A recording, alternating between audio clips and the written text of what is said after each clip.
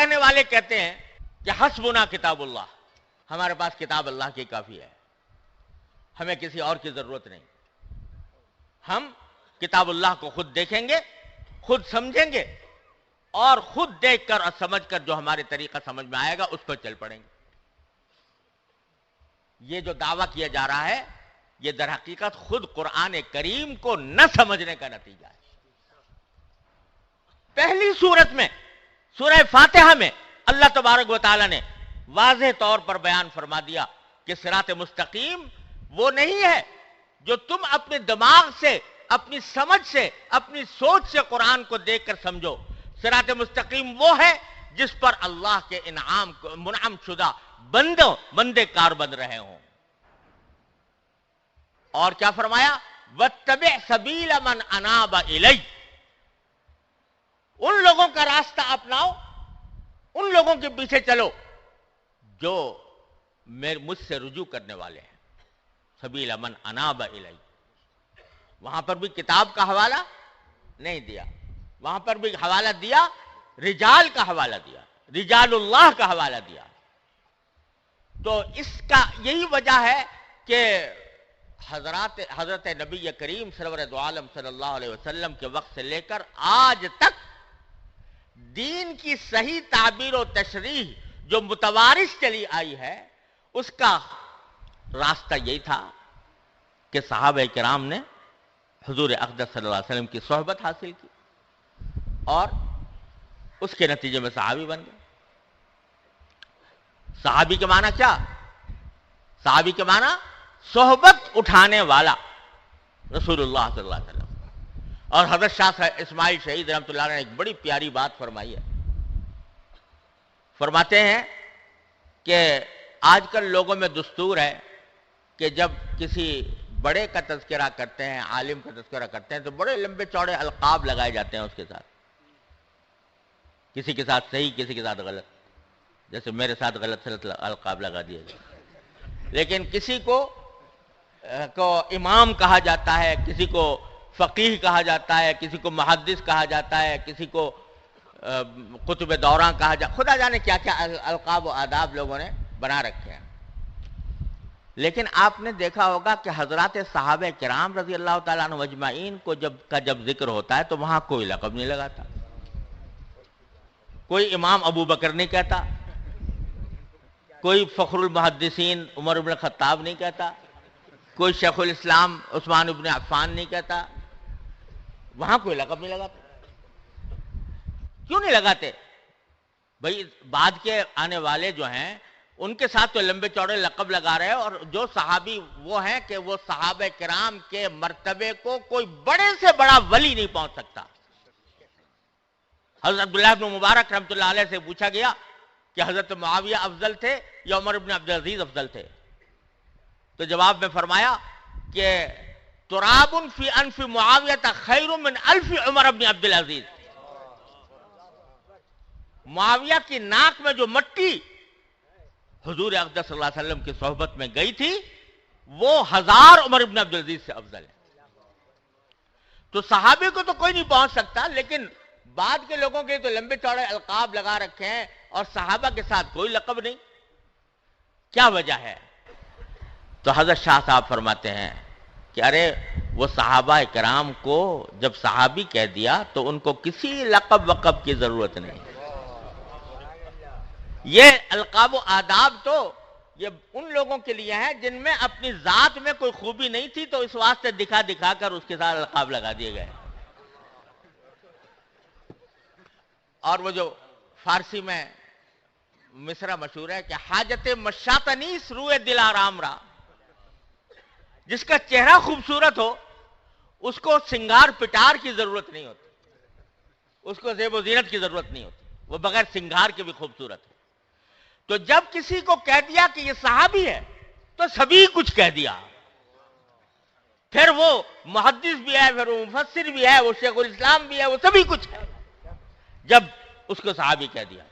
صحابہ کا یہ مقام کس چیز سے پیدا ہوا؟ صحبت سے۔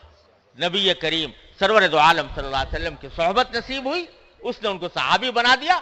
صحابی بنانے کے معنی جامع الکمالات بنا دیا۔ اور پھر ان صحابہ نے تابعین کی تعلیم دی، ان کی تربیت کی، وہ تابعین بن گئے. تابعین کے بعد تبع تابعین آئے، وہ تبع تابعین بن گئے. یہ سلسلہ روز اول سے اسی طرح چلا آ رہا ہے اور انشاءاللہ قیامت تک اسی طرح جاری رہے گا. بیچ میں پتہ نہیں کتنے دانشور اٹھے ہیں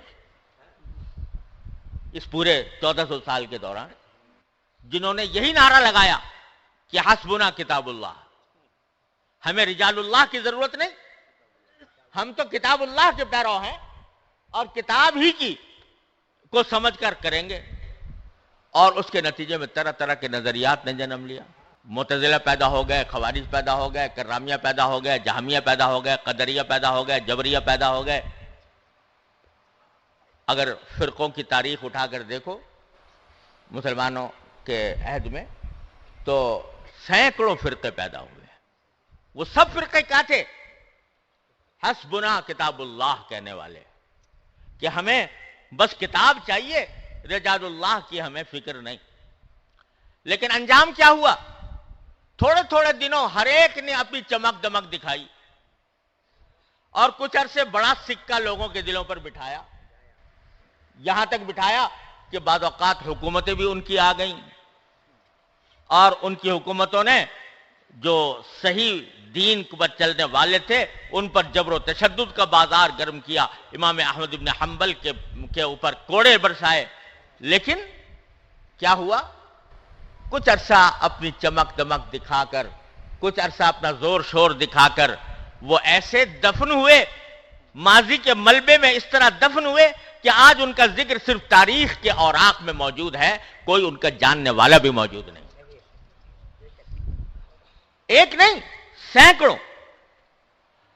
تو یہ عبرت کا سبق ہے ان لوگوں کے لیے کہ جو رجال اللہ سے قطع نظر کر کے صرف کتاب اللہ کو دیکھنا چاہتے ہیں اپنی سمجھ کے مطابق، اپنی فہم کے مطابق، اور رجال اللہ کے ساتھ ان کی صحبت اور ان کی تعلیم سے بے نیاز ہو کر چلنا چاہتے ہیں. وہ سب 1400 سال کے اندر وہ سب ختم ہو چکے ہیں اور نئے نئے پیدا ہوتے رہتے ہیں، ختم ہوتے رہتے ہیں، نئے نئے پیدا ہوتے رہتے ہیں، ختم ہوتے رہتے ہیں. لیکن جن لوگوں نے دین کی تشریح کتاب اللہ اور رجال اللہ دونوں کو ساتھ لے کر کی ہے اور دین کو ان کے ذریعے سمجھا ہے، ان کا جو طریقہ ہے وہ جس طرح صحابہ کرام کے دور میں تھا الحمدللہ آج بھی موجود ہے، وہ ختم نہیں ہونے والا. کیونکہ یہ وہ ہے جس کو رسول کریم سرور دو عالم صلی اللہ علیہ وسلم نے فرمایا ما انا علیہ واصحابی. جب یہ فرمایا تھا کہ میری امت 72 فرقوں میں بٹ جائے گی تو وہاں حضور اقدس صلی اللہ علیہ وسلم سے پوچھا گیا پھر کون سا ہوگا نجات پانے والا؟ تو آپ یہ بھی فرما سکتے تھے جو قرآن پر عمل کرنے والا ہوگا. کہہ سکتے تھے کہ نہیں؟ جو قرآن پر عمل کرنے والا ہوگا وہ ہوگا نجات یافتہ. آپ نے یہ نہیں فرمایا، فرمایا ما انا علیہ واصحابی، جس طریقے پر میں ہوں اور میرے صحابہ ہیں وہ ہوگا صحیح راستے کے اوپر. جس کے معنی یہ کہ جو کتاب اللہ تو ہے ہی اپنے مقام پر، لیکن کتاب اللہ کے ساتھ رجال اللہ کو لے کر جو چلے گا وہی ہوگا صحیح راستے پر اور وہ نجات پانے والا ہوگا. تو اللہ تبارک و تعالیٰ نے ہماری ہدایت کے 2 سلسلے عطا فرمائے ہیں اور اس میں افراط و تفریط جو ہے وہ انسان کو گمراہی میں لے جاتی ہے. کسی نے یہ نعرہ لگایا کہ کتاب اللہ کافی ہے، رجال اللہ کی ضرورت نہیں، اس کا انجام میں نے بتا دیا. کسی نے یہ نعرہ لگایا کہ ہمیں رجال اللہ چاہیے، کتاب کی ضرورت نہیں. یعنی ہم تو کچھ مقدس شخصیات سے وابستہ ہیں اور ہم جن کو مقدس سمجھتے ہیں ان کی تعظیم کریں گے، ان کی تکریم کریں گے اور ان کا ہی نام لیں گے، اور اس سے قطع نظر کہ کتاب اللہ کیا کہہ رہی ہے اور احادیث رسول اللہ صلی اللہ علیہ وسلم کیا فرما رہے ہیں، وہ دوسری گمراہی میں چلے گا. لہذا اعتدال کا راستہ جو خود سورہ فاتحہ نے بتایا وہ یہ ہے کہ کتاب اللہ اور رجال اللہ دونوں کو ساتھ لے کر چلو، دین کی فہم میں بھی اور دین پر عمل کرنے کے طریقے میں بھی۔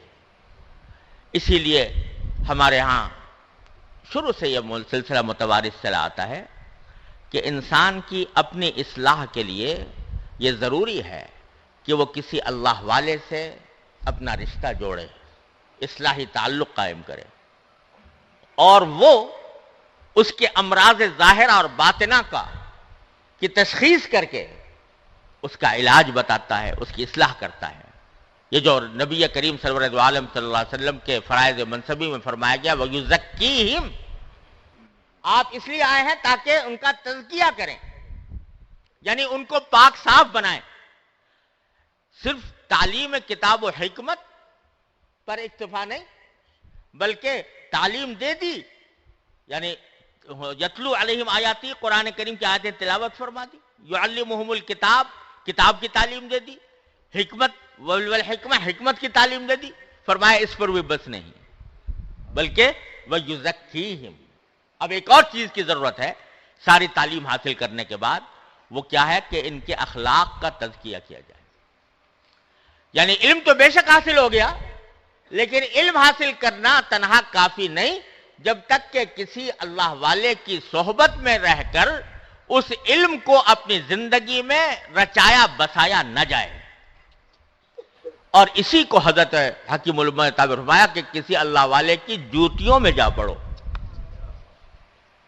اور یہ جو کہا نا جوتیوں میں جا پڑو، یہ ایسے ہی فضول نہیں کہہ دیا، مطلب یہ ہے کہ جب کسی سے تعلق اس قسم کا قائم کرو تو اس کو اپنے آپ کو اس کے اس طرح حوالے کر دو کہ اپنی رائے، اپنا گمان یہ اس کے آگے کوئی حقیقت نہ رکھتا ہو۔ قال را بگزار صاحب حال شو، پیش مردے کاملے پامال شو۔ تو یہ ہوتا ہے جس کے ذریعے انسان بنتا ہے۔ کورس تو لفظ ہی سکھاتے ہیں، اکبر مرحوم نے کہا، کورس یعنی تعلیم کے کورس تو لفظ ہی سکھاتے ہیں، آدمی بناتے ہیں۔ نہ کتابوں سے، نہ کالج سے، نہ زر سے پیدا، دین ہوتا ہے بزرگوں کی نظر سے پیدا۔ تو اس لیے بڑے بڑے علامہ وقت وہ سب کچھ پڑھ لینے کے بعد پھر جاتے ہیں حضرت نانوتوی رحمۃ اللہ علیہ کے پاس، حضرت حاجی امداد اللہ صاحب مہاجر مکی رحمۃ اللہ علیہ کے پاس۔ نانوتوی جیسا فیلسوف جس کے بارے میں اگر یہ کہا جائے تو بیجا نہیں ہوگا کہ وہ اگر کسی زندہ قوم میں پیدا ہوا ہوتا تو آج اس کے افکار اور اس کے فلسفے کے اوپر اکیڈمیاں قائم ہو چکی ہوتی، لیکن وہ حاجی امداد اللہ صاحب مہاجر مکی رحمۃ اللہ علیہ کے پاس جا رہے ہیں اپنی اصلاح کرانے کے لیے، اپنے امراض باطنہ کے علاج کے لیے، اور تقویٰ کی صحیح کیفیت حاصل کرنے کے لیے کہ تاکہ وہاں سے یہ نسبت حاصل ہو۔ اس لیے جاتے تھے کونوا مع الصادقین پر عمل کرنے کے لیے، رہ پڑو صادقین کے ساتھ اور ان سے اپنی اصلاح کراؤ، کیونکہ تزکیہ جس چیز کا نام ہے یعنی پاک صاف بنانا، وہ ظاہری پاکی یہ طہارت والی اور چیز ہوتی ہے، یعنی بدن کی پاکی، وہ ہے دل کی پاکی، کہ دل میں حسد نہ آئے، کسی سے بغض نہ آئے، جس میں دل میں تکبر نہ آئے، ریاکاری نہ آئے۔ یہ امراض باطنہ ہیں جو انسان کو کھوکھلا کر دیتے ہیں روحانی اعتبار سے۔ اس کے لیے بعض اوقات تھوڑے پاپڑ بیلنے پڑتے ہیں، اور حضرات صحابہ کرام رضی اللہ تعالیٰ عنہ اجمعین نے جو مکی زندگی گزاری، اس مکی زندگی میں کیا تھا؟ کفار کا ظلم و ستم برداشت کر رہے تھے، تپتی ہوئی ریت پر لٹایا جا رہا ہے اور کوڑے برسائے جا رہے ہیں، پاؤں میں زنجیریں ڈال دی گئی ہیں، یہ سارا ظلم و ستم ہو رہا تھا، لیکن اللہ تعالیٰ کی طرف سے حکم یہ تھا قرآن کریم میں اس وقت کہ خبردار کسی بھی ظلم کا جواب نہ دینا، کسی بھی ظلم کا جواب نہ دینا، ہتھیار اٹھانے کی اجازت نہیں، کیوں نہیں تھی؟ ارے بھائی کم از کم اتنا تو کر سکتے تھے کہ اگر وہ 10 مرتبہ مار رہے ہیں تو یہ 2 مرتبہ مار دیتے ہو. کسی اپنے مخالف کو، اپنے دشمن کو کے اوپر کچھ ہاتھ اٹھا سکتے تھے، اپنی استطاعت کی حد تک اپنا بچاؤ کر سکتے تھے. لیکن حکم ہے کہ نہیں، مار کھاتے جاؤ اور پٹتے جاؤ، ہاتھ نہ مت اٹھانا. یہ پورا 13 سال کا عرصہ جو مکہ مکرمہ میں گزرا، اس میں کوئی ہاتھ اٹھانے کی، ہتھیار اٹھانے کی اجازت نہیں تھی. حضرات علماء کرام نے فرمایا کہ اس کی حکمت یہ تھی کہ اس دار زمانے میں ان کو ایک زبردست مجاہدے سے گزارا جا رہا تھا. اس مجاہدے کے اندر اپنے نفس کا جو بت ہے وہ توڑا جا رہا تھا. اس میں تکبر ختم ہو رہا تھا، اس میں عجب ختم ہو رہا تھا، اس میں فنائیت آ رہی تھی، اس میں عبدیت آ رہی تھی، اس میں تواضع آ رہی تھی. جب 13 سال مجاہدوں کی چکی میں پسنے کے بعد اخلاق کا تزکیہ ہو گیا، اب ان کو مدینہ منورہ کی ریاست حوالے کی گئی. تو در حقیقت ہر شخص کو اپنے ان باطنی امراض کا علاج کرنے کے لیے ضرورت ہوتی ہے ایک خاص طریقے سے گزرنے کی، جس کے لیے فرمایا گیا کہ کونوا مع الصادقین، ان کے ساتھ رہو، ان کی صحبت اٹھاؤ. تو میں جیسے عرض کر رہا تھا، یہ نسخہ میرے لیے، آپ کے لیے، ہر شخص کے لیے ہے، چاہے وہ عالم ہو، جاہل ہو، تعلیم یافتہ ہو، تعلیم یافتہ نہ ہو، کیسا بھی انسان ہو. راستہ اس کا یہ ہے کہ کسی اللہ والے سے، کسی متبع سنت بزرگ سے رابطہ قائم کرے، اور رابطہ قائم کر کے اس سے اپنی اصلاح کرانے کی کوشش کرے. اسی سے تقویٰ حاصل ہوگا. اب یہاں ایک سوال کا اور جواب دے دوں. بعض اوقات دلوں میں یہ سوال پیدا ہوتا ہے کہ بھئی کہاں سے لائیں وہ اللہ والا؟ کہنے والا تو کہہ گیا کہ خدا بندہ یہ تیرے سادہ دل بندے کدھر جائیں کہ سلطانی بھی عیاری ہے، کہ درویشی بھی عیاری ہے، سلطانی بھی عیاری. تو جائیں کہاں، کس کے پاس جا کر اصلاح کرائیں؟ تو میرے والد ماجد حضرت مولانا مفتی محمد شفیع صاحب قدس اللہ تعالی سرہ اس کے جواب میں فرمایا کرتے تھے کہ ارے بھائی، پہلی بات تو یہ ہے کہ آج لوگ یہ کہتے ہیں کہ بھئی کہاں سے لائیں. وہ اس لیے کہتے ہیں کہ خود عمل کے کس اسفل السافلین میں ہوں، لیکن اپنے لیے شیخ چاہتے ہیں جنید بغدادی اور شیخ عبد القادر جیلانی. یعنی جب شیخ کی تلاش کرنے کا وقت آتا ہے تو چاہتے ہیں کہ ہمیں شیخ عبد القادر جیلانی زندہ ہو کے آ جائے تو ہم ان سے اصلاح کرائیں گے، اور جنید بغدادی زندہ ہو کے آ جائیں تو ان سے اصلاح کرائیں گے. تو اس معیار پر تلاش کرتے ہیں جو ان بزرگوں کا معیار تھا، ان اولیاء کرام کا معیار تھا. حضرت ایسا فرماتے ہیں ارے بھائی جیسی روح ویسے فرشتے، تم جیسے ہو تو تمہاری اصلاح کے لیے الحمدللہ ہر دور میں مل جائیں گے. اور اس کی دلیل امام رازی رحمۃ اللہ علیہ نے اپنی تفسیر کبیر میں فرمائی ہے، اسی آیت کے تحت، کہ جو اللہ تعالیٰ نے فرمایا کہ صادقین کے ساتھ ہو جاؤ. حضرت امام رازی رحمۃ اللہ علیہ اس کی تفسیر میں فرماتے ہیں کہ اس سے معلوم ہوتا ہے کہ صادقین قیامت تک باقی رہیں گے. کیوں؟ اس لیے کہ اللہ تعالیٰ کسی ایسی بات کا حکم نہیں دے سکتے جس پر عمل کرنا انسان کے بس سے باہر ہو. تو اگر یہ کہا جائے کہ اللہ تعالیٰ کہہ تو رہے ہیں کہ صادقین کے ساتھی بن جاؤ، لیکن صادقین اللہ میں نے ختم ہی کر دیے دنیا سے، تو پھر گویا اللہ نے ایک ایسی بات کا مکلف فرما دیا جو انسان کی طاقت سے باہر ہے، جو اللہ جل جلالہ سے ممکن نہیں. لہذا صادقین، امام راضی فرماتے ہیں یہ آیت پیشین گوئی ہے اس بات کی کہ صادقین قیامت تک باقی رہیں گے. البتہ ظاہر ہے کہ معیار کا فرق ہوتا رہتا ہے. خیر القرون قرنی ثم الذین یلونہم ثم الذین یلونہم، فرق تو ہوتا رہتا ہے. اب تم تو ہو آخر القرون کے اندر اور کہتے ہیں مجھے شیخ چاہیے خیر القرون کا، اس کے بغیر میں کسی کو مانوں گا نہیں، تو پھر وہ تو کبھی ملے گا بھی نہیں. جس قرن میں تم ہو اس قرن کے معیار کے مطابق صادقین انشاءاللہ موجود رہیں گے. ہاں تلاش کرنے کی بات، تلاش کرنے کی بات. اور اس پر پھر حضرت والد ماجد رحمۃ اللہ علیہ ایک بات فرمایا کرتے تھے کہ ارے بھائی آج ملاوٹ کا دور ہے، کوئی آٹا خالص نہیں ملتا، گھی خالص نہیں ملتا، تیل خالص نہیں ملتا، دودھ خالص نہیں ملتا، ملاوٹیں ہیں. لیکن جب کبھی خالص چیز تلاش کرنا چاہتے ہو تو خوب تلاش جستجو کر کے پتہ لگاتے ہو کہ فلاں جگہ فلاں دکان پر خالص گھی ملتا ہے اور فلاں دکان کے اوپر خالص آٹا ملتا ہے. تلاش کرنے سے مل جاتا ہے. ایسا نہیں ہوا کہ بھئی کہہ کے بیٹھ گئے ہو کہ بھئی ملاوٹ کا زمانہ ہے، آج کل تو خالص چیز ملتی نہیں، خالص آٹا نہیں ملتا، تو اب آٹا نہیں کھائیں گے، بھوس کھا لیا کریں گے. کوئی آدمی ایسا نہیں کرتا، بلکہ تلاش کرتا ہے، جستجو کرتا ہے، اللہ تبارک و تعالیٰ عطا فرما دیتے ہیں.